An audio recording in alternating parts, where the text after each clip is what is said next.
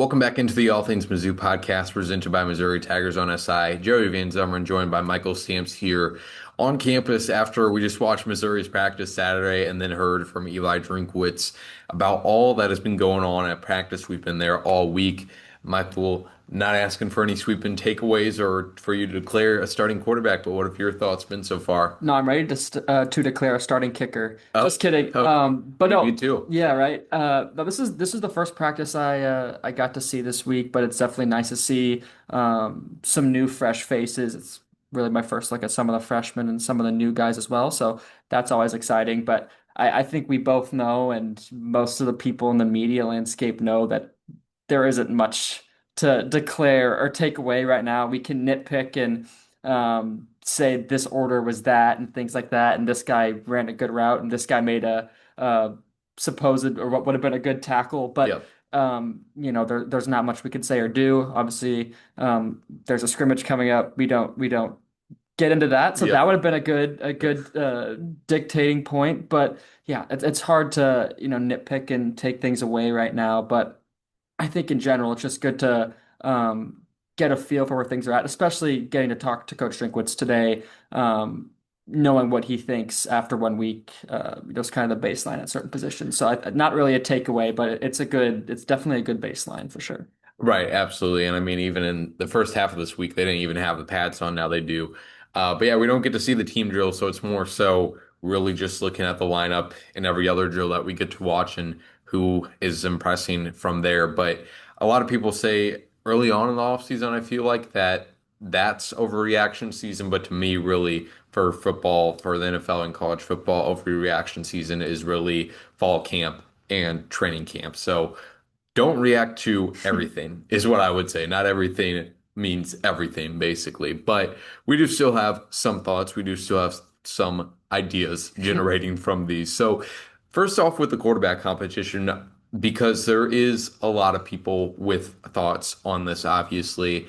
And to me, right now, again, it's impossible to say without us actually watching the team drills, them actually playing football instead of just throwing routes to wide receivers on who is standing out, who's going to be the starting quarterback. And that really seems to be the message coming from Mizzou's players and Coach Drinkwitz as well. Now, of course, if there was one standing out, I don't think they would tell us at this point. But at the very least, I mean, Josh Manning said yesterday that both of them are making the right plays, they're making the right reads. Neither of them have been standing out from one another, and that tracks from what the limited stuff that we're able to see as well. Bo Priel has been making good throws. Sam Horn has been making good throws. I've seen a few mistakes from each of them. Matt Zollers, I would say, just doesn't have the consistency as you would expect as a true freshman compared to those two. But who knows? Maybe in the team drills, he's the most consistent out of all of them. So that's that. I think right now, at least, they're kind of at that same level. They aren't necessarily having some big flashes or one being more consistent than the other. What are your thoughts on just Yeah, that debate? yeah. I mean, I think it's kind of hard to expect them to be 100% ready to go and mistake free right away. They're both still getting their feet underneath them. I mean, both still learning the ins and outs of the offense and still getting adjusted to timing with the receivers and things like that. Sam, I don't know if he's probably not at 100% yet. He's still working back from his injury, and it's this is really his first time in a long time getting consistent reps on a football field. So, I mean, I think the most surprising thing that we learned about the quarterback group was last Sunday when Hmm. Eli Drinkwitz told us that Matt Zollers was supposedly still in the running to earn the starting spot. I think if I had to make a take, we could probably say Yeah. that the chances of Matt earning that spot are, lower. And I think, Coach Drinkwitz kind of acknowledged that as well. But yeah, I mean, Drinkwitz had a good quote. He said that some of them that they've done really good things, and they've also done some really stupid things. And like I said, that's to be expected. It's 1 weekend. We can't expect perfection. I don't think the coaching staff expects perfection, but the main point of that same quote was how do these guys react and can they correct their mistakes in live action and make those adjustments while things are going on. So Yep. I think I mean we're not going to get to see it like I said, but we're gonna the coaching staff will probably have a better idea or at least a little bit more of an idea after Monday's scrimmage where they get to see them make those mistakes and see how they respond to those mistakes. Right, exactly. I think that's going to be the key to this and really the deciding factor in it.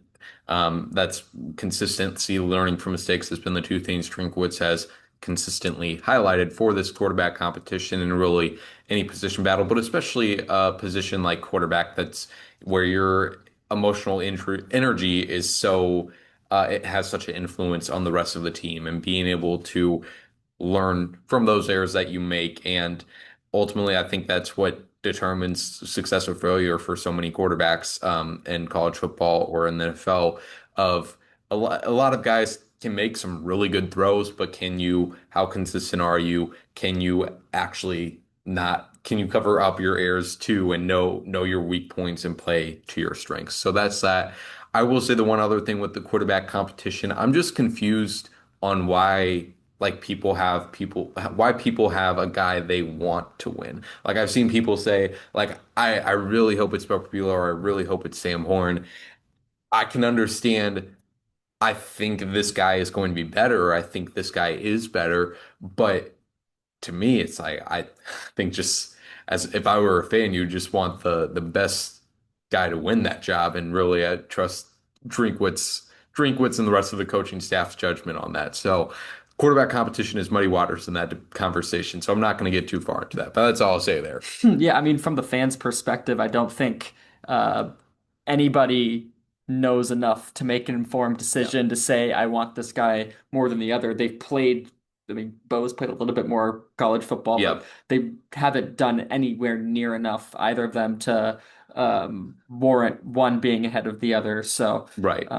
yeah, I couldn't agree more. It's kind of a silly debate. Yeah, and I mean with Sam, like to your point there, people have said, well, Sam hasn't done anything in his career, and they bring up how he lost to Brady Cook in 2023, and which is just weird to me. I mean, Bo Pribula's role, the role he had with Penn State is very rare. You don't see that with a lot of quarterbacks, and he wouldn't have been in that position without his mobility. Yeah, And so that's that. And of course, Sam was injured last year as yeah, well. So. exactly. Yeah, and I'd be very surprised if 2024, if even Sam Horn was healthy for Eli Drinkwitz after Brady Cook had started 2 seasons in to go back and say, okay, well, we're gonna have another competition. Couldn't agree more. So that's that. That's quarterbacks. We'll learn more on that throughout the rest of fall camp. We also did get some injury updates from Eli Drinkwitz today. I've been noticing Trajan Greco. I haven't seen him at all at any of these practices, so we finally got an update today that he's been dealing with a soft tissue injury. But Drinkwitz said he's expected to be back Sunday in a limited capacity at least. And then Connor Tolleson, Jalen Catalon, Sterling Webb were all deemed up today or at certain points throughout the week. But all of those guys, no long-term concerns for them, should be back any day now, seemed like. He did mention with each of those guys, with Connor Tolleson, Tristan Wilson is a guy that stepped up. I mean, he's the backup center, so stepped up and assumed those responsibilities. Jackson Hancock with Jalen Catalon and Greco out. He mentioned Jackson Hancock, the redshirt freshman, as a guy that made the most of those opportunities. And then finally with Sterling Webb, Marquise Graciel making the most of the extra opportunities he had, which is interesting as far as what this defensive tackle, the second starting spot could look like. The fact that Sterling being out meant more snaps for Marquise Graciel might be telling. I think it's really interesting. We've talked about a little bit leading up to this that it seems like people are expecting him to finally reach that breakout point. This is probably one of the most telling things we learned this week. The fact that he's earning these opportunities, and Drinkwitz made it pretty clear that he's taking advantage of him. Probably the guy that he talked about the most as a standout in terms of improvement from the spring to the fall. So. Yeah, and I think with Marquise too, a lot of the conversation going into this fall, at least one of the things that I was looking for was um, his body weight, how he had reshaped that. Because back in the spring, when we heard from Al Davis, not the legendary NFL coach, but the former defensive line coach for Missouri, talked about how they wanted Marquise to slim down, control his weight to be able to be a every down pass or every down player, and specifically develop his pass rushing skills. And when I talked to David Blackwell, the new defensive line coach, mentioned very adamantly that Marquise had done that, had got his body in the right shape, and then seeing Marquise on the practice field this week, you can definitely see how he's reshaped his body and kind of that new explosiveness that's given him.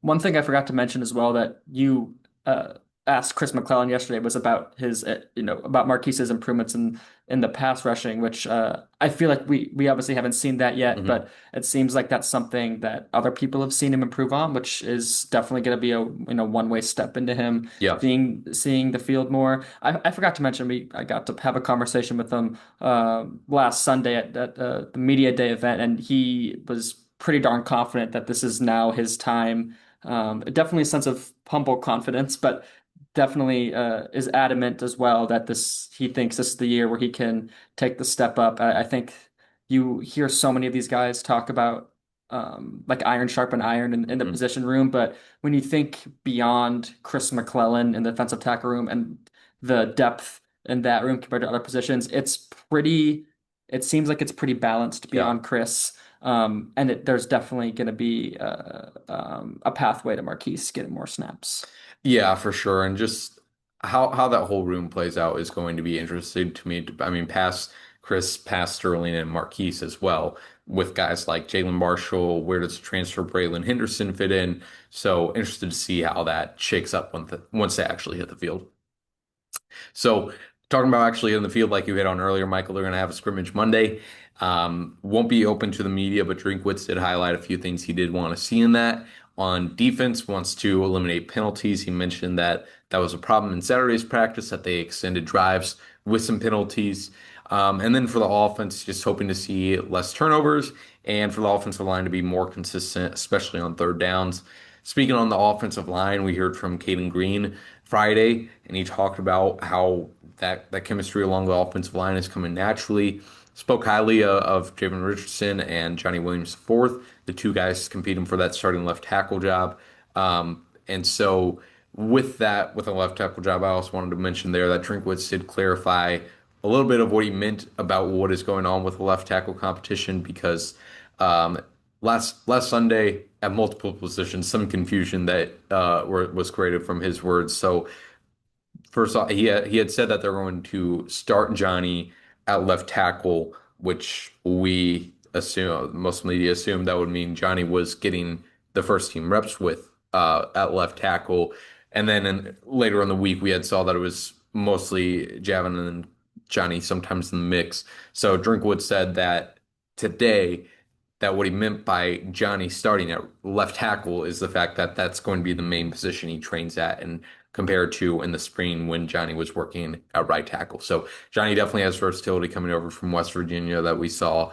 But it's Richardson getting those first team reps just like he did in the spring. And I would say, if any, I would say I'm out of any of the competitions, starting competitions, I would say I'm most certain of Richardson having that left tackle job. And Caden Green had talked about Richardson being a guy that has really improved since last year. And last year, even Richardson was somewhat at least competing for that left tackle job with Marcus Bryant. So that's that on the offensive line. Any thoughts to add there? Yeah, a couple. One, you mentioned, the penalties in practice, and these are things you expect. It's kind of like what we said with the quarterbacks, right? Hmm. These are things you expect. Um, 1 week into fall camp, you don't expect them to be perfect, especially when you're integrating new players, and you still have a competition up for grabs. You're, moving Javen and Johnny in and out. So I understand why that could be an issue. It seems like at least last season, that penalties were really an issue the first couple games of the season. And you would think that that's something they want to get a early curve on. Yeah. So I guess that'll be a good gauge of where that stands and what they need to improve in that sense. But yeah, I mean, hearing that Javen's night and day better, I think as a player, he reminds you a little bit of Marcus Bryant a little bit. They have similar Mm. physical profile and both are pretty athletic. So I'm not ready to make a call on the left tackle Yeah. spot yet, but it definitely does seem like the way Coach Drinkwitz is talking about it, and the way that Caden Greed talked about it, that it would probably lean towards him right now. I mean, it makes sense. He has a year in the system. He got to play under Marcus Bryant as well, and having that year in the system definitely I feel like benefits him. But I think it would be not doing any justice to Johnny Williams Right.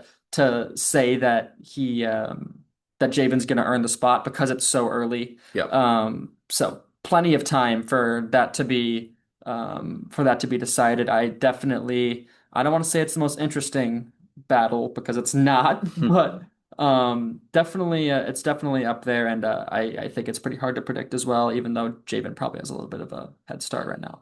Right, definitely Drinkwitz label as the most important one Yeah, I as definitely well. agree. And which we talked about with the quarterback position, we feel pretty confident in the floor of both Bo and Sam being I wouldn't say it's really high, but it's definitely not in the basement. The floor for Yeah. both of them, you can be there's a certain confidence in either of them going into the season, and then really just the question for both being the ceiling, and for both those complete mystery there. Yeah. But at left tackle, it's a little bit more of a question for Richardson, who, like Drinkwitz mentioned, only has 67 collegiate snaps outside of his former JUCO days. And then Johnny Williams, who last year I believe started only 4 or 5 games for West Virginia. So definitely a lot more of a question there. And I guess also would be fair to say, I mean, this happens all the time along the offensive line. Like for as much as Drinkwitz and all coaches talk about in the fall of how there's always competition, nobody's job is safe. I feel like that's definitely true for the offensive line all the time. They will not hesitate. If a guy is really struggling out there, they're not going to hesitate to throw somebody else in. So, again, Richardson still getting those starting reps, but even if he does end up being the starter going into week one, don't count Johnny Williams out yet. Yeah, it's interesting you say that as well. Someone asked about Dominic Judice said Hmm. if he had earned or solidified his spot at right guard, and he said the same exact. Drinkwitz said the same exact thing. Like, no, nobody's position on the offensive line is safe yet, which is not completely true because Connor and Caden Right. and Keegan are going to start. But I guess you probably couldn't. And it seems like Dominic has a definitely a head start on that spot. Yeah. But I don't think it's safe to say 100% that he's completely locked down that position either. Yeah, it was interesting because it was another thing where I wish we could have like Eli Drinkwitz write down like exactly what he means when he's talking about the offensive line because like the phrase like start is like Yeah. being used in multiple different ways. But Right. SEC Media Days, he had hinted to Judice being, at least from my interpretation, starting at right guard. But it also could have been the case because obviously Judice was like training across, like he was training at center in the spring. He has positional versatility all across the interior. Maybe he just meant work like that's, well, he definitely did say that's his main position for starting the season. And then it sounded like he kind of alluded to him being the starter there.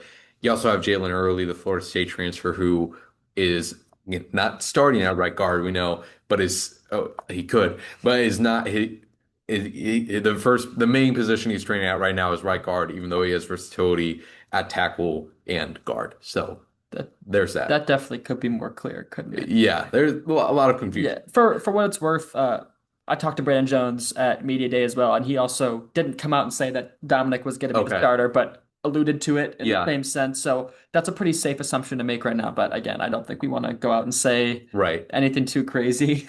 Yeah, and at the very least with Judice, we've heard since the spring from both Drinkwitz and Brandon Jones that very, very high on his leadership, Yeah, which I mean makes sense for a veteran coming from a program like Michigan. absolutely. Now, on to the receivers. You had your eye on them today, Michael. What stuck out to you Yeah, there? I mean, not just today, and obviously, like I said, this is the first practice I've seen, but just reading your notebooks, it seems like every day a new receiver is standing out. I think, you wrote in one of the first 2 days that it was Donovan, then there was Hmm. Josh Manning. I had my eye on Sean Terry and James Madison Yeah. today.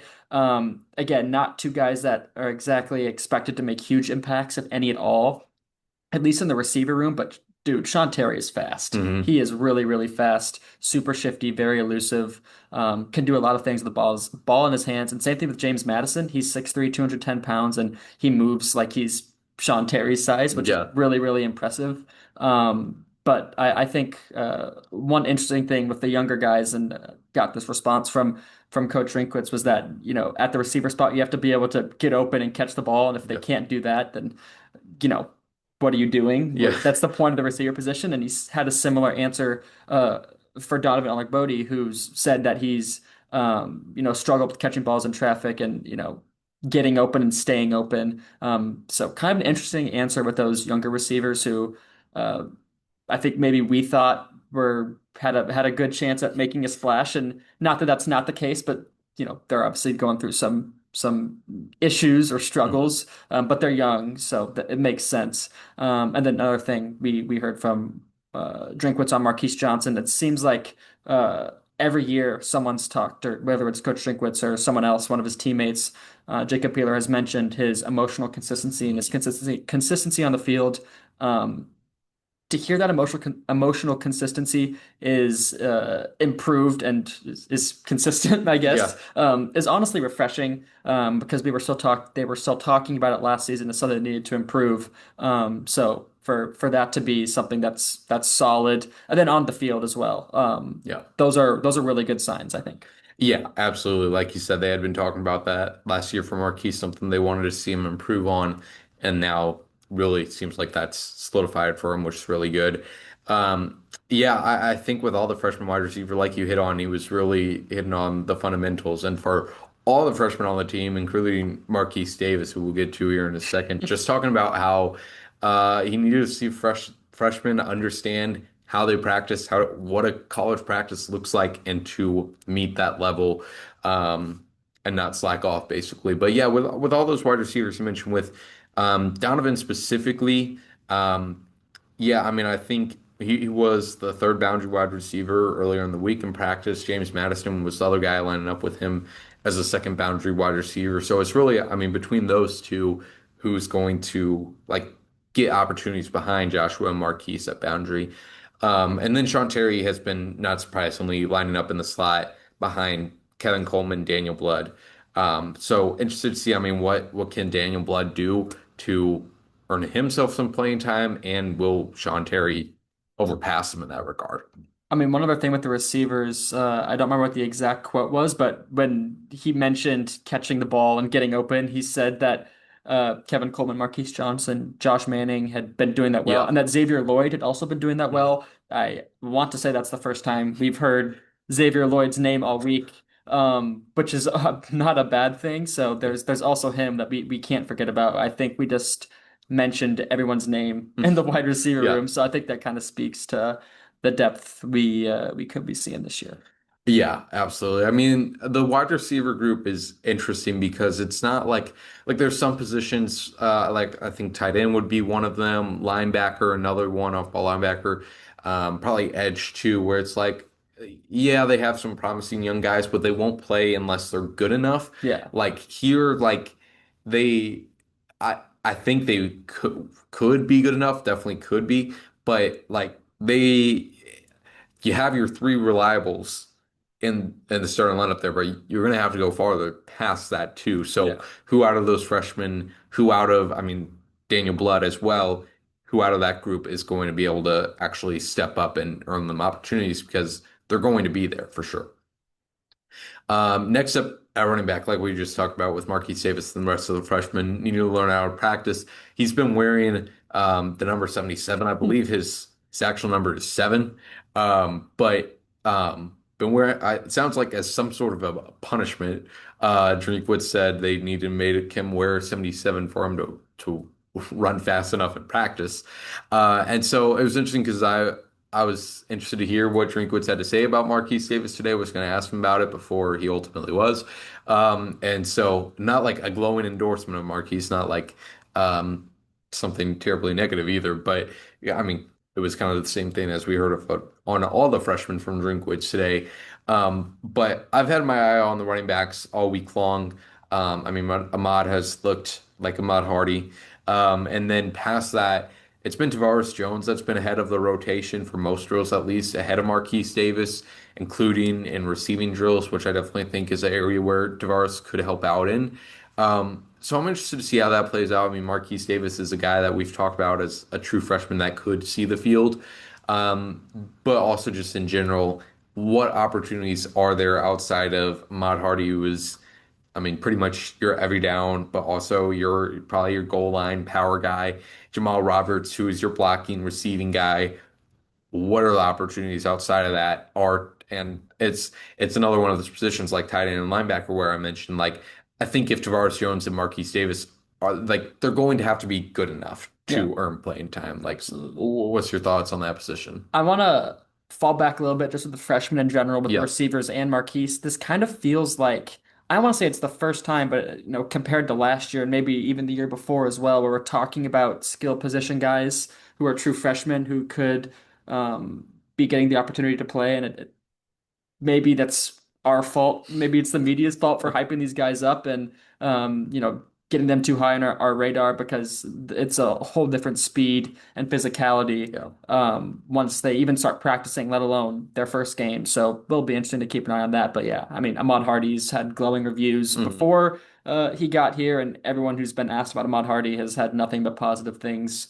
Yeah. Um, to say, so that's not really much of a surprise. Except the people in Eli Drinkwitz's neighborhood that were reporting him for fishing in that community lake. Good point. Yeah. Yeah, that one didn't cross my mind. But outside of that, I mean, I think it's pretty standard. I kind of had it in my mind that Marquise was going to be ahead of Tavoris heading in, but it makes sense that Marquise would be struggling.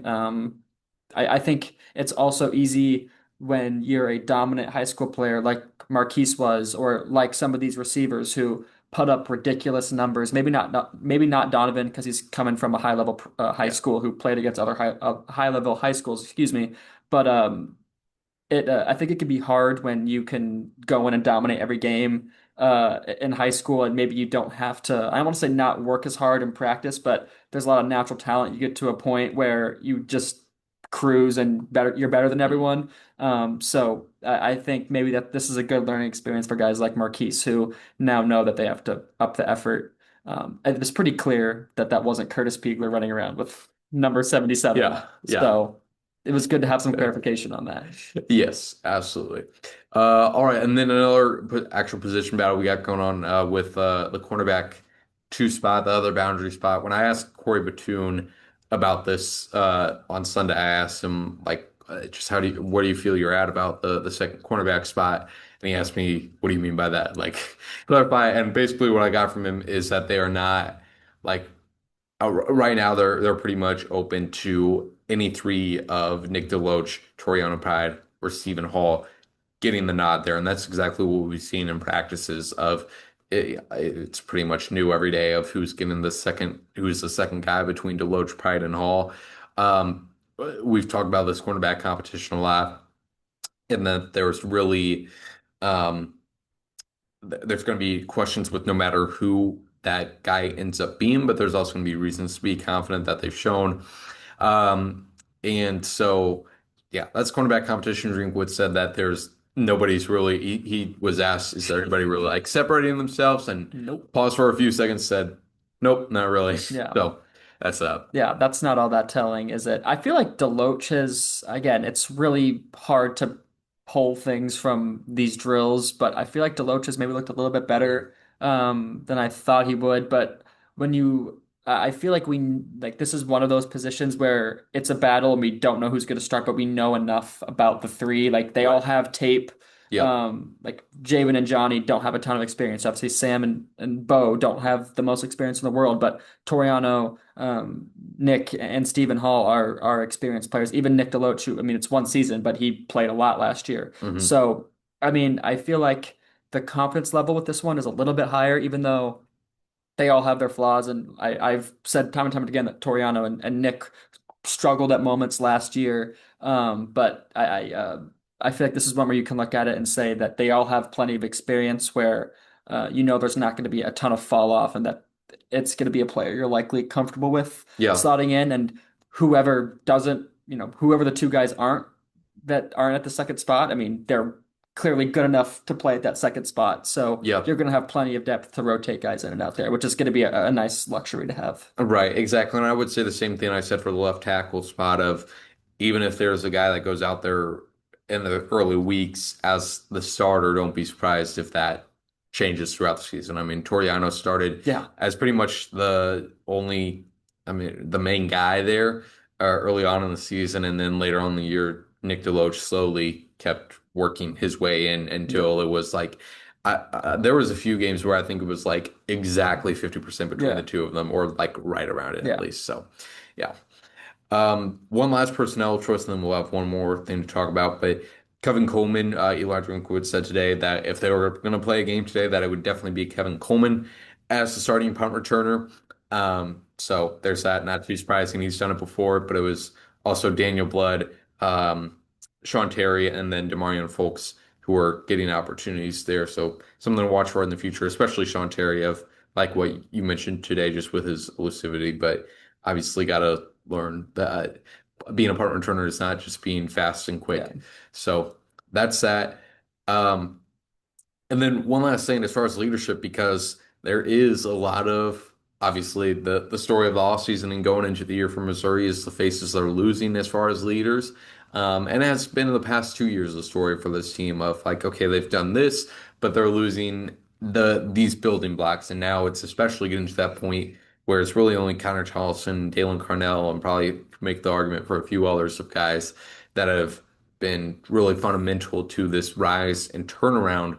So, Michael, what have we been hearing so far on just the guys that have been stepping up as leaders? Yeah, Chris McClellan yesterday said that it was Toriano, Zion Young, Josiah Trotter who had stood out to him. I think Chris didn't include himself, but Right. I'll do Yeah. that for him. Yeah. I'll put his name in the ring there. So that's good to hear. I think Tristan is a guy we could include, and you mentioned Dalen. Toriano's maybe a little bit surprising. He doesn't strike me as the loudest or most vocal person, but kind of what we heard with guys like Jalen Catalon, who isn't the loudest guy either, but Yeah. seems like he's a pretty big lead by example dude. I think it'd be safe to say that Toriano probably fits into that same category. And then Eli Drinkwitz had plenty to say about Khalil Jacobs today, which is a positive. I think he's definitely one of the guys on this team that gets forgotten about a little Hmm. bit. He's a heck of a player. He gave us one of the best highlights last season when that song started playing in the background of his press conference.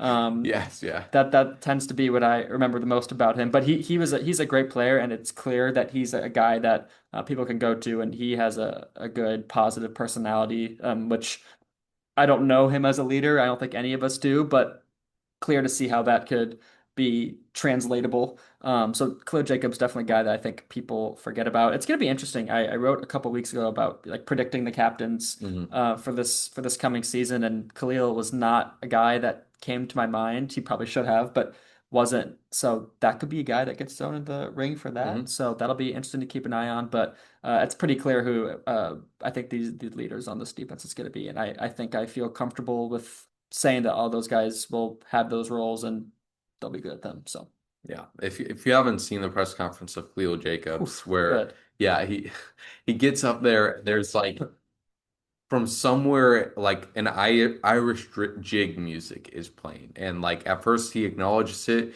and then they try to solve it and then they just go on. Yeah, And it was pretty great. it's good stuff. Yeah. Overall in Khalil Jacobs, though, I'm excited to see him on the field Yeah, this year after having that injury last year. He's really just a nice a role player, but I don't mean that in a demeaning way, more so of like he has his niche and he's pretty good at it. yeah, absolutely. So excited to see that. Excited to see this team hit the field. As we're recording, only 26 days away, 3 weeks away from the first Saturday of college football. So a lot to look forward to.